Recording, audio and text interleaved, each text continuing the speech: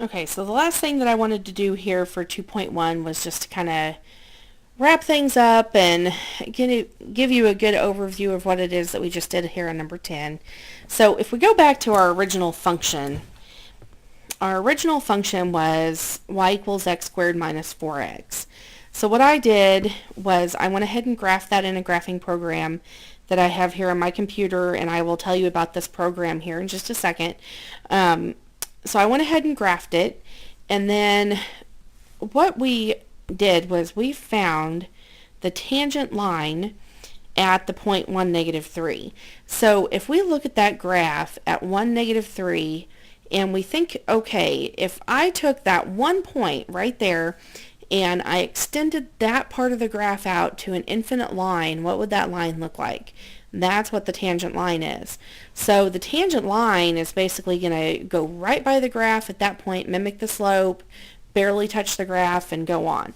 So I went ahead and graphed the line y equals negative 2x minus 1 so that you could see what that looks like in graph form. So if we look at our point 1, negative 3, we can see that we have essentially went right by the graph at that point, and we have our tangent line. So that's what a tangent line should look like. If you have your graph, and there's a couple of different ways that you can do these graphs. One, you can go to desmos.com. That's a really nice website, super simple to use. It's online, so you don't have to download anything to your computer. You can graph the original functions, and then you can graph your tangent lines and check them that way. It's a really nice way to tell if you've got something right or wrong, because obviously if the tangent line doesn't look like a tangent line, then you've got a problem. So it's nice to be able to graph these. And this is not something that's going to go away. We will deal with tangents all the way through the entire calculus sequence. So, and finding a nice way to graph them is going to help you with your homework. It's going to help you with your understanding. So you don't have to have a graphing calculator.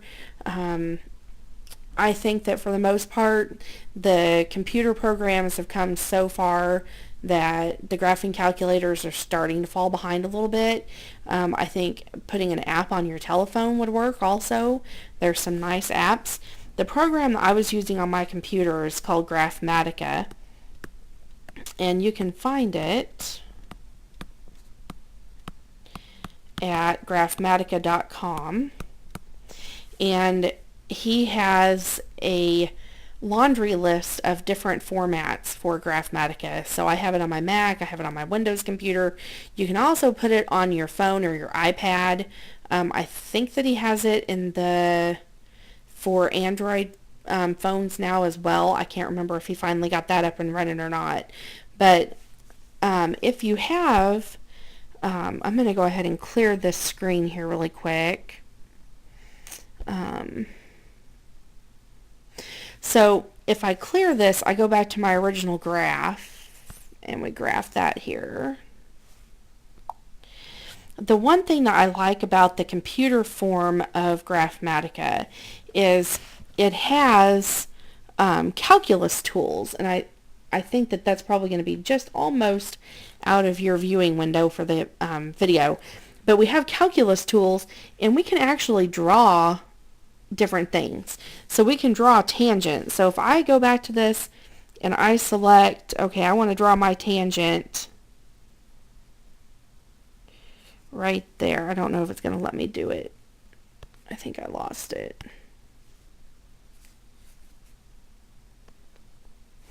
There we go. So I want to draw my tangent at 1, 3. It will actually go ahead and do that tangent line for you. If you don't click exactly on the graph, it's okay, because you can type in whatever points you want. It's kind of a miracle I hit that point exactly.